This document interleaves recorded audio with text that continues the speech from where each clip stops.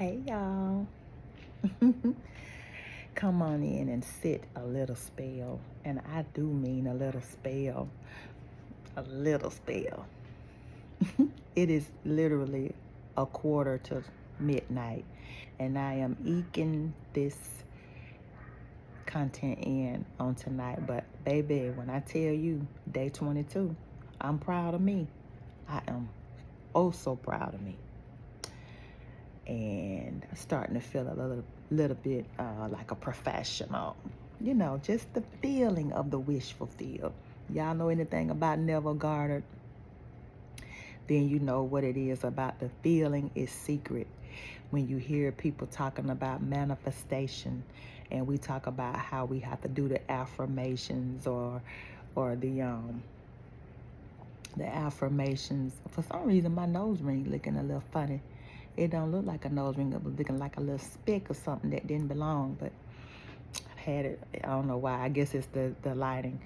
But maintaining the feeling of the wish fulfilled. The feeling is secret. And I have learned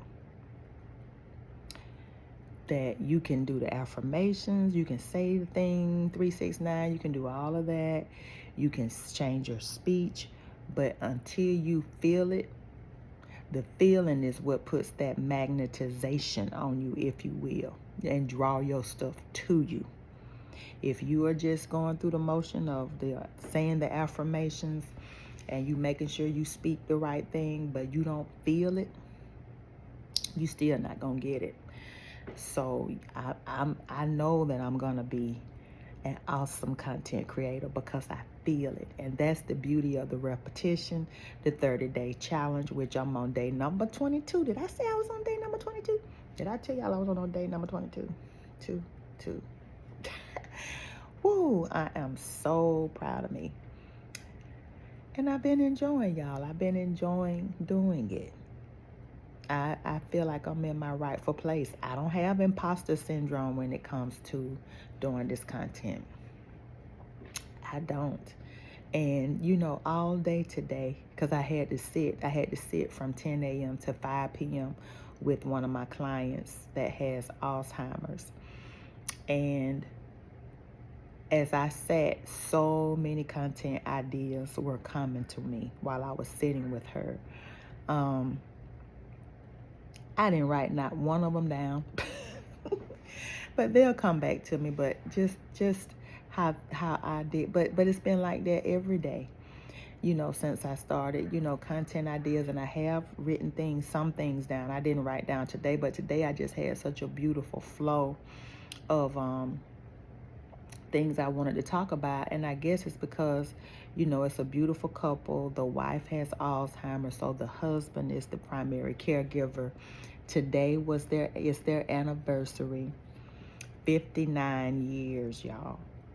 59. When I tell you, doing these long-term care assessments that I do, just about every person, unless they were most of the time widowed and in a second marriage, or divorced and in a second marriage, almost every time I'm in a home with a 50+ year married couple. And so doing this job,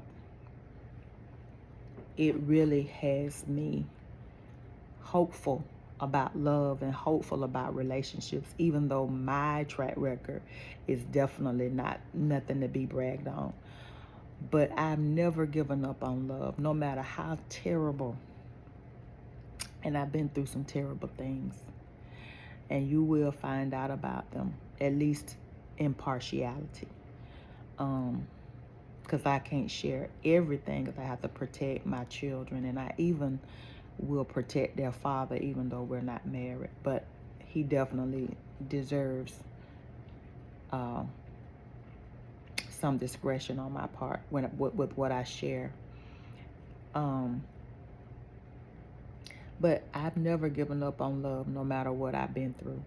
And I guess it's because I've seen it. Being 27 years as a registered nurse, I've seen real love. And I'm not saying the marriages were perfect, but I've seen the vows lived out, for better, for worse, for richer, for poor. in sickness and in health, till death do us part. I have seen it, and I have seen it across every socioeconomic scale, up every from the poorest of the poor to the wealthiest of the wealthy. I've seen people really in love and really love their partner until the death, and it is a beautiful sight to behold. So just because I haven't had it, I know it exists because I've seen it in healthcare. And healthcare is the one place you're going to see real love and you're going to see not so real. You, especially working in a nursing home, which is the majority of my career. I've done a lot of hospital too, but that your senior years, that's where the rubber meet the road. That's where all your sum total of your life come and show up when you are in your final quarter, and you perhaps need a caregiver, or you need an advocate or someone to speak up for you in the healthcare system. That's when it shows up, y'all. Children, disgruntled children, or children that just, what do they call it now? Practice no contact. Nothing sadder than seeing somebody in their 70s, 80s, 90s, and you can't get their children to even answer the phone, much less come and see them. Bring them clothes. Bring them hygiene items. I've seen a lot in my career. And so today, this particular couple, he didn't even mention the anniversary to her, and I just followed his lead. That's the horrible effect of Alzheimer's, because had he told her it was the anniversary, she would not have remembered it, and that would have been a heartbreaking experience for him. So I just followed his lead. I didn't mention it to her. And he kept, telling her, I'm taking you to dinner tonight. We're going out to dinner tonight. But that's a part of their little family culture. They go out to eat all the time. And so that was something she could grasp, because they do it all the time anyway. So had he said, it's our anniversary, I'm taking you out, she wouldn't have remembered, and it would have broken his heart. And y'all, it's just so touching, because he is having prostate issues and he's in so much pain. Oh, it breaks my heart. But he keeps going. He was like, I'm so nervous, I'm so worried about getting myself checked, because I gotta see about her. And y'all, it is so beautiful. And like, he is really hurting, and as a nurse I can tell he's hurting. But it felt so good for me to be there today, because I'm supposed to be there so that he can run errands and go do things that he needs to take care of for himself. But he just rested. He went and took a much needed nap and got him some good sleep, because I know he don't sleep as well as he could at night.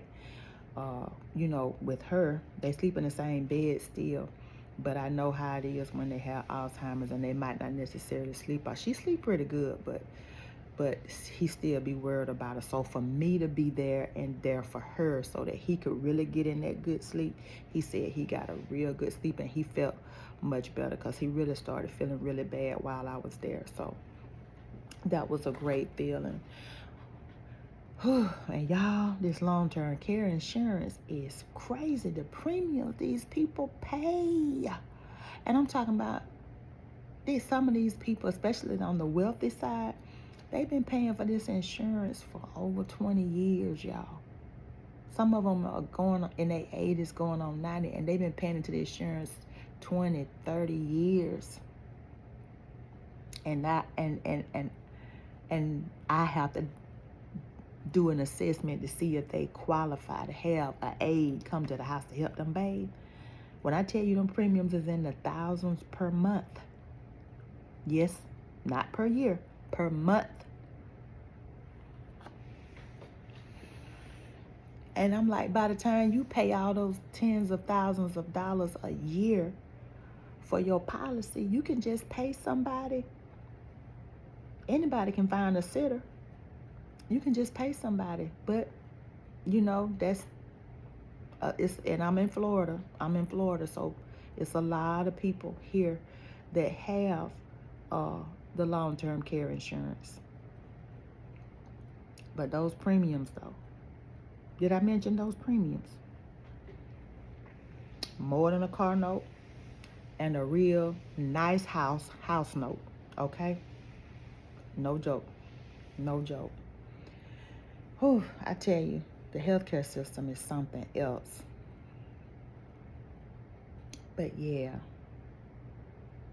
I've had people been married almost. I think the most years I've seen is 69, 68, 69 years that the couple had been married, and it is something else. But yeah, so I'm not gonna hold you because I gotta finish my work and I want to get this uploaded before midnight. So I gotta stop now. It's 11:55. So I'm sorry I didn't give you 15 minutes tonight, but I promise tomorrow I'll give you a juicy. We'll do something juicy tomorrow, okay? And to make up for you, you know, because I enjoyed your little stay. I enjoy your little stay every night and every day. Make sure you treat people right. Make sure you treat people right. Be kind. And I love y'all. Day 22. 22 down. 8 more to go. Love y'all.